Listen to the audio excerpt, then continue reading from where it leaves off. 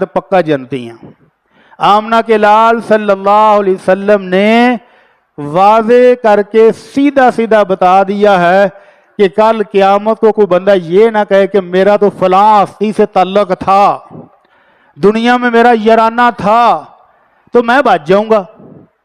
کوئی کسی قسم کی غلط فہمی نہ پال لے کہ بغیر نیکیوں کے اور نیکیاں بچا کر لے جانا، خالی نیکی نہیں، نیکی کو بچا کر رب تک لے جانا یہ ضروری ہے۔ اور پھر وہاں پر تعلق اگر نیک ہوگا تو تعلقات بھی کام آئیں گے، اور اگر نیک نہیں، نیکی نہیں، تو تعلقات بھی کسی کام کے نہیں۔ ذرا سوچیں، ذرا غور کریں اس مثال پر۔ آمنہ کے لال صلی اللہ علیہ وسلم کا خادم ہے، خادم خاص۔ اللہ کے نبی صلی اللہ علیہ وسلم ایک جہاز سے واپس مڑنے لگے ہیں، اور خادم خاص، امام المتقین کا خادم آپ کی سواری پر سامان وغیرہ رکھ رہا تھا کہ اچانک اڑتا ہوا کوئی تیر آیا، اس کو لگا اور وہ وہیں پر فوت ہو گیا۔ اب صحابہ کرام اللہ کے نبی صلی اللہ علیہ وسلم کو جا کر مبارکباد دے رہے ہیں۔ اللہ کے نبی ہنیئا لہ الشہادہ، اللہ کے نبی آپ کے خادم کی شہادت آپ کو مبارک ہو۔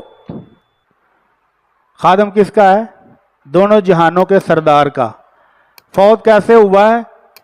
دشمن کا تیر لگا ہے اور میدان جنگ میں ہے، اور آمنہ کے لال کو صحابہ شہادت کی خوشخبریاں دے رہے ہیں، مبارکیں دے رہے ہیں، لیکن آمنہ کے لال صلی اللہ علیہ وسلم کی کال تو ڈائریکٹ اوپر آسمانوں تک جاتی ہے نا۔ اوپر سے کال آئی کہ میرے محبوب ان اپنے صحابہ کو جو مبارکیں دے رہے ہیں ان کو بتا دو۔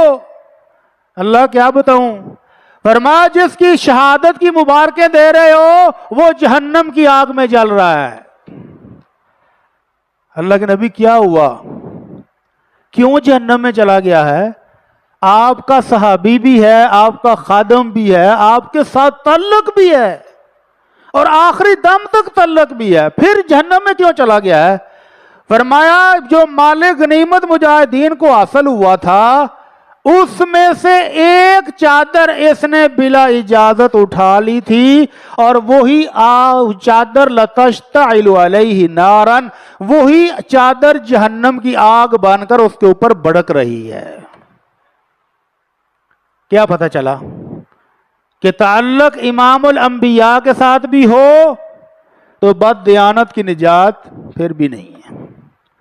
اگر بد دیانتی کی ہے، بے ایمانی کی ہے، تو نیکیاں ساری برباد۔ تو یہ مت سوچیں کہ دنیا میں میرا عہدہ ہے،